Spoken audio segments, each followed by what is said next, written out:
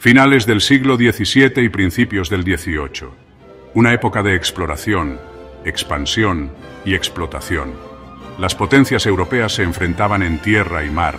Flotas de tesoros cargadas de oro y plata navegaban por el Atlántico. Esta era la época dorada de la piratería. Forajidos y corsarios, impulsados por la avaricia y la ambición, se aprovechaban de estos barcos vulnerables. Aterrorizaban las rutas marítimas, saqueando riquezas y estableciendo sus propios refugios sin ley. El Mar Caribe, un caldero de conflictos, se convirtió en un campo de batalla para estos depredadores marítimos.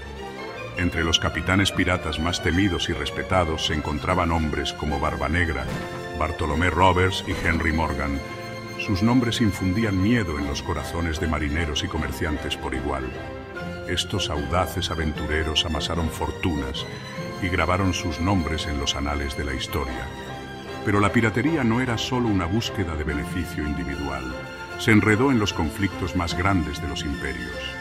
Los corsarios, con licencia de las potencias europeas, se dedicaban a la piratería sancionada por el Estado, desdibujando las líneas entre la guerra legítima y el saqueo absoluto. El Caribe español, la costa caribeña de América del Sur, era una joya en la corona del Imperio español. Desde Cartagena hasta Portobelo, los galeones españoles transportaban riquezas inimaginables: oro, plata, esmeraldas y perlas, de regreso a España. Esta costa cargada de tesoros atrajo la atención de las potencias europeas rivales. Inglaterra, enfrascada en una lucha de poder con España, vio la oportunidad de debilitar a su adversario y enriquecerse. El corso se convirtió en una herramienta del imperio, legitimando los ataques a los barcos y asentamientos españoles. Entre los corsarios ingleses que respondieron al llamado a las armas estaba el almirante Edward Vernon. Ambicioso y ansioso de gloria, Vernon vio la oportunidad de paralizar el imperio del Nuevo Mundo de España y asegurar su lugar en la historia. El objetivo de Vernon era Cartagena de Indias, el puerto más fortificado del Caribe y un centro crucial para las flotas del Tesoro de España. El escenario estaba listo para un choque de imperios, una batalla que decidiría el destino de Cartagena y dejaría una marca indeleble en la era de la piratería. Al frente de la defensa de Cartagena estaba Blas de Leso, un almirante español tuerto y cojo. Apodado Medio Hombre, Leso era un veterano experimentado, curtido por años de guerra naval. Era conocido por su brillantez táctica y su determinación inquebrantable. Leso tenía a su disposición una formidable gama de defensas. El puerto de Cartagena estaba custodiado por una serie de fuertes, cada uno erizado de cañones. La ciudad misma estaba protegida por gruesos muros y una laberíntica red de calles, perfecta para la guerra urbana. Contra este formidable enemigo, Vernon reunió una fuerza de invasión masiva. Miles de soldados regulares británicos y tropas coloniales, junto con una poderosa flota de buques de guerra, convergieron en Cartagena en 1741. Los británicos confiaban en la victoria, creyendo que su superioridad numérica y su potencia de fuego abrumarían a los defensores españoles. Lo que siguió fue uno de los asedios más dramáticos y sangrientos de la historia del Caribe. Un choque de voluntades entre dos legendarios comandantes militares. Cartagena, la reina de las Indias, brillaba bajo el implacable sol caribeño. Su puerto, un refugio protegido, estaba lleno de buques de guerra y mercantes españoles. Fortalezas, como centinelas de piedra, custodiaban los accesos a la ciudad, con sus cañones apuntando amenazadoramente hacia el mar.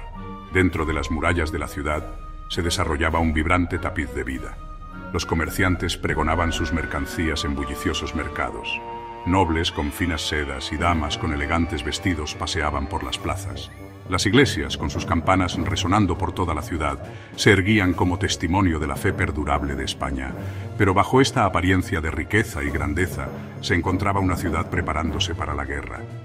Las noticias de la flota británica que se acercaba habían llegado a Cartagena, proyectando una sombra sobre la ciudad.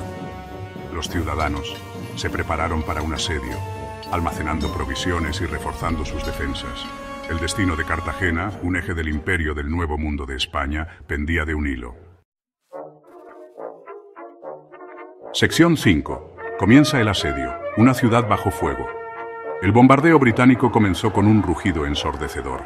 Las balas de cañón, disparadas desde navíos de línea, volaban por el aire, estrellándose contra las fortificaciones de Cartagena.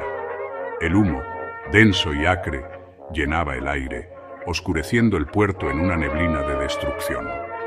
Los artilleros de Leso respondieron al fuego con igual ferocidad.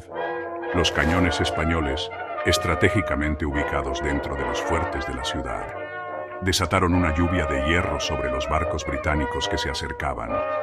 El mar mismo se agitaba mientras las explosiones sacudían el agua. Dentro de la ciudad, el pánico se apoderó de los habitantes. Los edificios se derrumbaban bajo el implacable bombardeo. Mujeres y niños se acurrucaban en los sótanos buscando refugio de los escombros que caían. Los soldados españoles, con rostros sombríos, se apresuraban a reforzar las defensas debilitadas. El asedio de Cartagena había comenzado, una competencia brutal e implacable de potencia de fuego y determinación. Sección 6. La locura de Vernon, un error de cálculo costoso.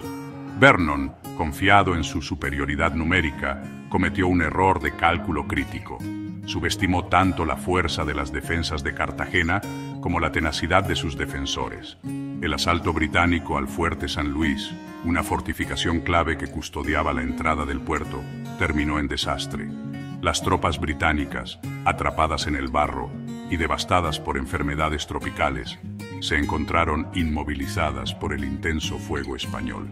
Los intentos de asaltar el fuerte fueron rechazados con fuertes bajas. El sueño de Vernon de una victoria rápida se convirtió en un sangriento punto muerto. A medida que las semanas se convertían en meses, la situación de los británicos se deterioró. Las enfermedades, en particular la fiebre amarilla, arrasaron sus filas. Los suministros disminuyeron y la moral se desplomó. Vernon, con sus grandes planes hechos trizas, se vio obligado a afrontar la realidad de su costoso error de cálculo. Sección 7. La perspectiva de los corsarios. Riquezas y ruina. Entre la flota de Vernon había corsarios, atraídos por la promesa de saqueo.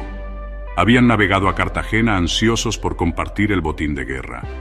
Pero la realidad del asedio resultó ser muy diferente de sus sueños de riquezas fáciles.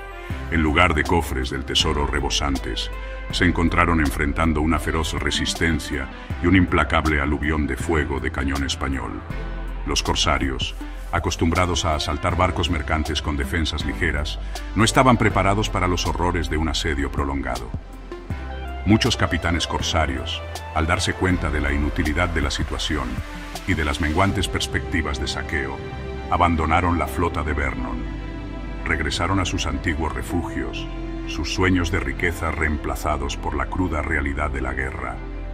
El asedio de Cartagena sirvió como un duro recordatorio de que incluso en la búsqueda del saqueo no había escape de las brutales realidades del conflicto.